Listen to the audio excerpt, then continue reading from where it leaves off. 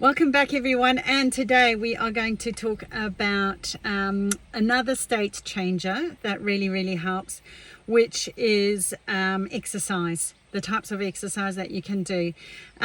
So yes, really what I wanted to kind of go into this for is that I find that it's quite common for ladies to there's so much emphasis on how we look these days. It's all that looking good shoes stuff, that gets imposed on us. You're supposed to look a certain way, you've got to be a certain way, you've got to be thin, you've got to be gorgeous, you've got to look beautiful all the time, and it's not really a realistic thing. I don't think. It's at the end of the day, you do want to kick your shoes off, you do want to just chillax at home, you want to have no makeup on, you just want to be who you are without being disturbed, without being judged, just being accepted for who you are. And one of the things that I find is because there is so much heavy emphasis these days, especially with the impact of social media, we're constantly being bombarded with ads that we, as I've mentioned before, you've got to look a different way, you've got to be a different way in order to be loved and accepted. And I'm totally flying in the face of that. I'm going BS to all of that. You are beautiful the way you are. And to be accepted for our differences is par for the course. That's what makes the world go round. That's what makes it so beautiful.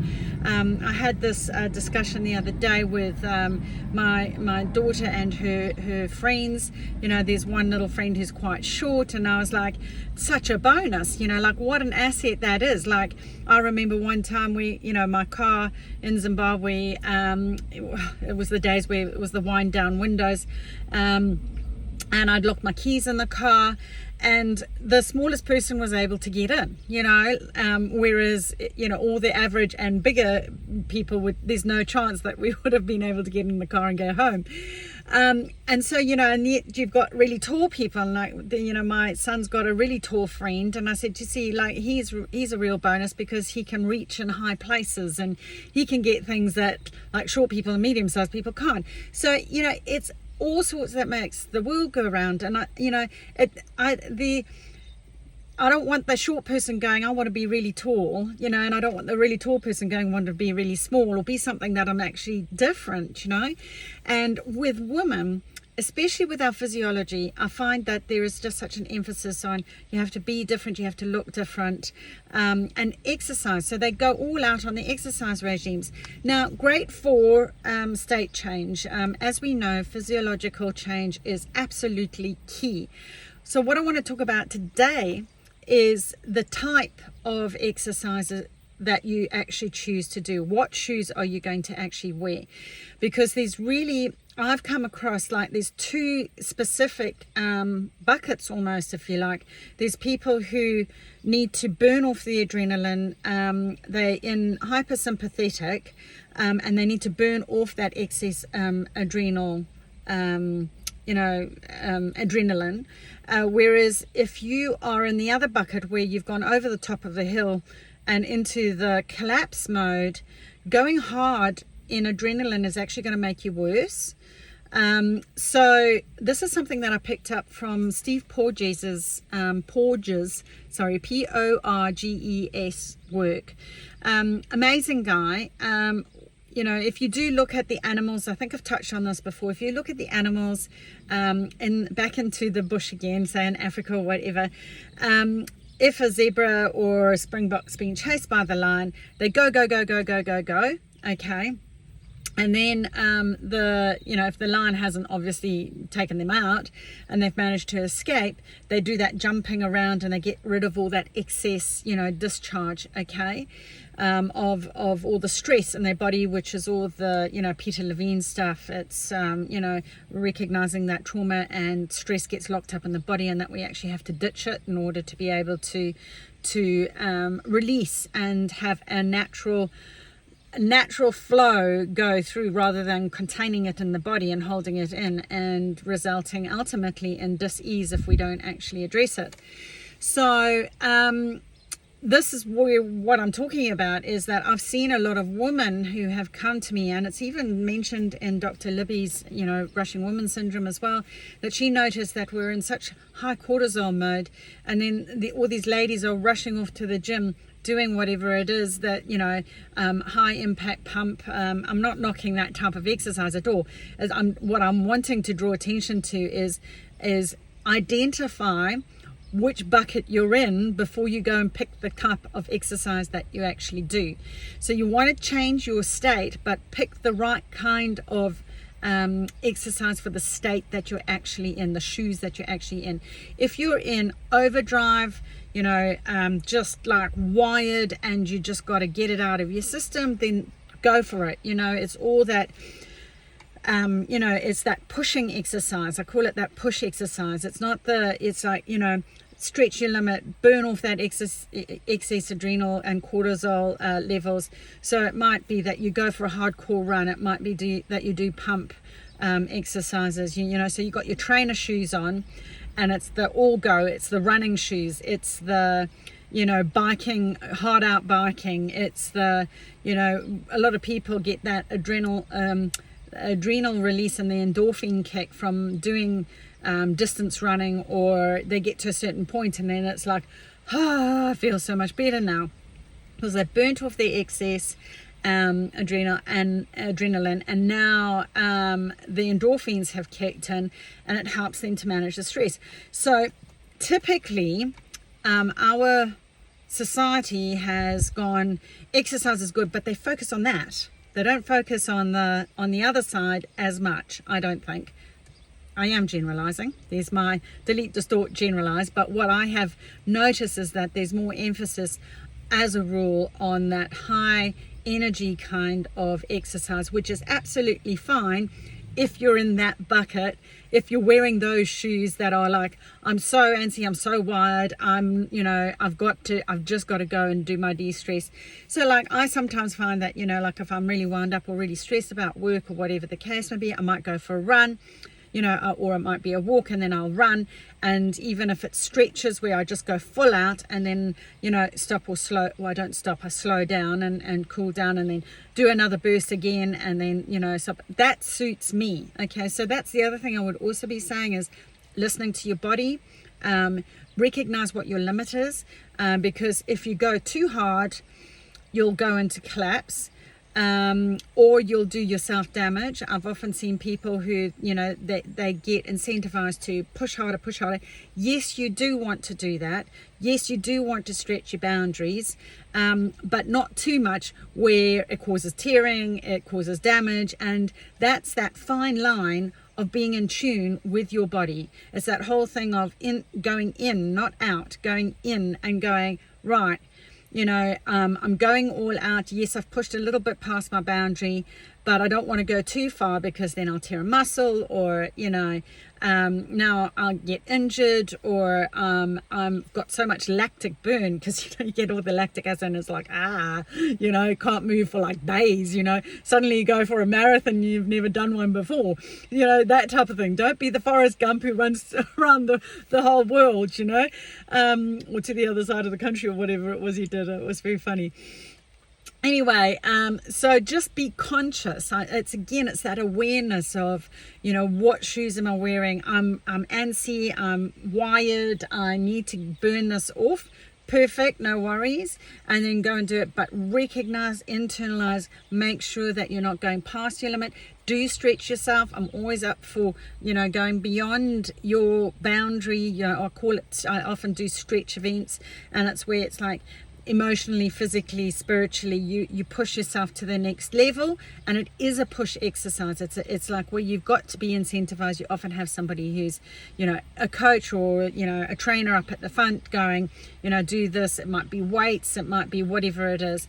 So you get the idea there. Now, in the other bucket, now Stephen Porges' work, he's an amazing guy. What he recognized is with the animals is that if they get into too much of stress mode, what they tended to do is they go over the top of a cliff. It's kind of like a curve. I'll see if I can find that that diagram will make more sense, and I'll post it for you in the Facebook group, provided I go and find it.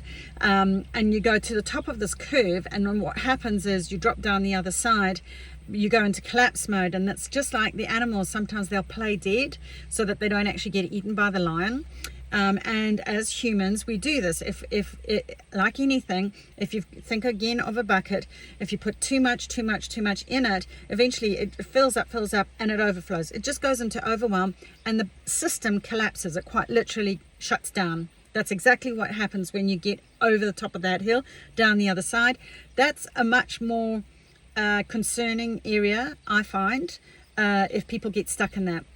Because sometimes they have a bit of the thing going on where they've got so much adrenaline going, but they haven't taken the foot off the pedal. So sometimes they're like, it's like driving a car and you've got the accelerator and the brake on at the same time, and they're like, and then, but they don't know how to release it, and they don't know what to do about it. And it's like this, it's just going like this. So, a lot of those emotional toolkit, resilience stuff will help, because I look at it as, like those pressure pots where you let out the steam as it happens, when it happens, or just after it happens, so that you don't get that continual build up. Really, really key. So doing the restorative exercise is much better for people who are in collapse mode.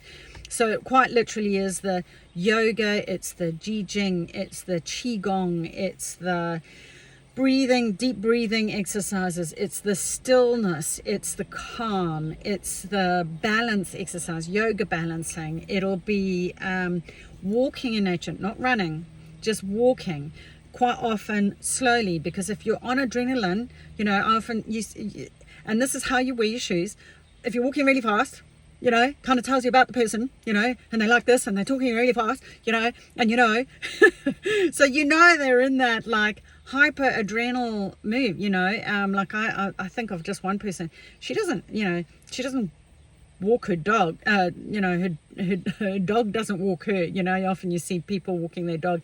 This lady, and she is into the high energy kind of exercise. She's actually a trainer, and she literally drags that dog. That dog struggles to keep up with her, but she walks like that all the time. And I'm just like, it's like, and it's like little steps, and she goes fast, and it's like, right, what are we doing? And she's a beautiful figure, and it's all go, and it's all of this sort of thing.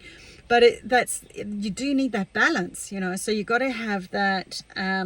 When do you decompress? When do you have the relax? So having your exercise shoes that are all go, and then to get the balancing out, think of scales, those scales, those measuring scales that they have. When you wear your shoes, are you always wearing these ones? When are you wearing these ones? Okay. When are you wearing the high adrenaline ones, and then, and not enough of your restorative, like calming, balancing stuff? So you need to sometimes take your running shoes off, and actually go barefoot, get grounded, get in the water, swim, gentle swimming, not competitive stuff.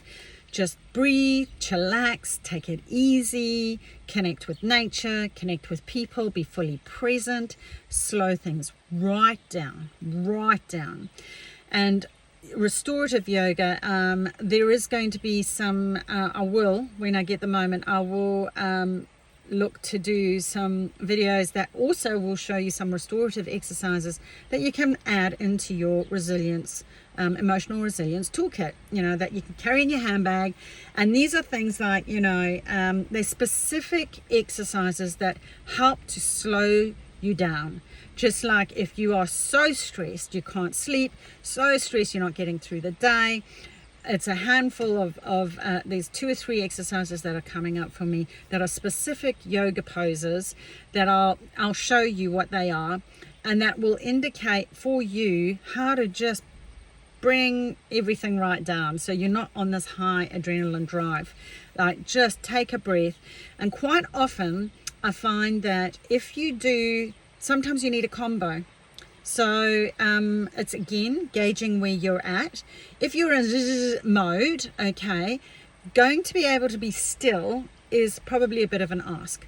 So what I often suggest is go and do some high energy exercise. So it might be that you do a little jog, you know, not a full out run, or maybe you do a very short full out run. You burn off that excess adrenaline, you come back, you do some breathing exercises, and then you do some restorative exercise. So now you see you've got a balance. I would also look at having a balanced exercise regime for the week. So it might be that you do, you know, if you're high in the sympathetic and you think, you know, you're okay, you might do 3 days of, say, high energy, what I call yang exercise. That's all that running and fast swimming and you know, it's quite the combat stuff, you know, kickboxing, whatever it is, that pump and what do they call it? There's a few other ones that have come on, but it's where it's high energy. You know what I'm talking about. You might do 3 of those a week, but then 2 of those days, 2 days a week, or even 3 days a week, you might do the restorative stuff. You might do balance, you know, yoga balance. You might do, you know, a day of just walking and connecting in nature with friends. It might be that you know, so you got 2 different sets of exercise shoes that create balance, and it also breaks the state. So tune in, go, where am I at? What do I need for me today? You can flex it up. You don't have to stick to your routine. Obviously, it's your shoes, your path, your way. You do it the way you want. This is what this is all about. It's just like identifying, being aware, you know, am I wearing my high energy shoes too often and it's causing me stress and actually sometimes harm? You know, like I've had all sorts of people with sports injuries and, you know, whatever, and it's just like I admire their tenacity and stamina, but by the same token, it's like they're not recognizing their boundary. And it's like, where do you go, you know what, this isn't really serving me, and you know, how much of the calm am I doing? Maybe it's the other way around. Maybe you're doing too much of this and not enough of that. So it's like, now you're actually so yin exercise that actually you need a bit of yang to bring some balance in. So, you know, get your running shoes on, or take your shoes off, go swimming, you know, but for fast stuff. Get conscious about a balanced exercise regime, and that daily commitment. I exercise every single day, and if it rains, then I'll make a plan doing something else. You know, so if it's raining, I'll do strength exercises, I'll do the yang stuff, but every day I'm out. Pretty much, this is why when I do my videos with you, I do my videos, I go for a walk or a walk jog or a run, depending on what it is, or I'll go for a swim in the river, or the lake, what, you know. So I try and combine what's happening, and I'm flexible. Just remain flexible. Just go, look, I've got my 2 shoes. I'm now aware, which I wasn't probably before. You know, you like your exercise, but, you know, I just tend to like to do this. Well, you know, how can we balance that out? You know, quite often, like, for example, if you're really strong at tennis, you'll find that you're really weak at swimming. You know, maybe you want to balance that out. Or maybe that I find quite often with weights people, you know, that making them do a long distance run or something is a bit of a challenge. Or even doing yoga, because they can barely touch their toes. They're strong as, but they've got no flexibility. So when you start going, hey, you know, I'm too much of whatever it is, then that's when we need to sort of go, okay, look, you know, this is what I can do about it. I can change that. So I really hope you found that useful. Always brilliant exercise, always brilliant for changing a negative state. Just get up and get moving. I don't care what it is. If you're down in the dumps, start with slow exercise, do the breathing, you know, restorative exercise. Then you might go out for a gentle walk. When you start getting used to it, you might go, right, you know, it might just literally be, I just walk around the block. I mean, sometimes it's hard for people when they're really down in the dumps to even just get to the letterbox. I mean, I had that with one guy. I mean, it was a big ask to have him just even go and check the mail.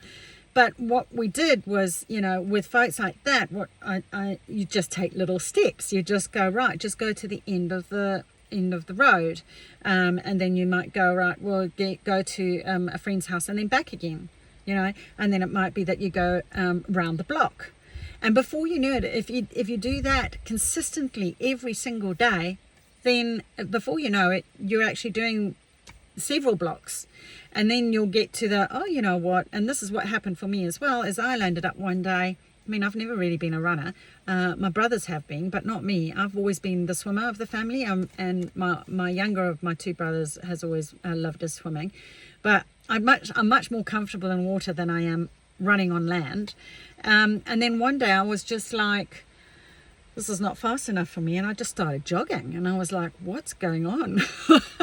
So it can happen. I'm giving you hope, ladies. If you've never been a runner or a jogger, there is hope. If I can do it, anybody can. Okay, so I really hope you found that useful. If you did, please will you like, share, subscribe.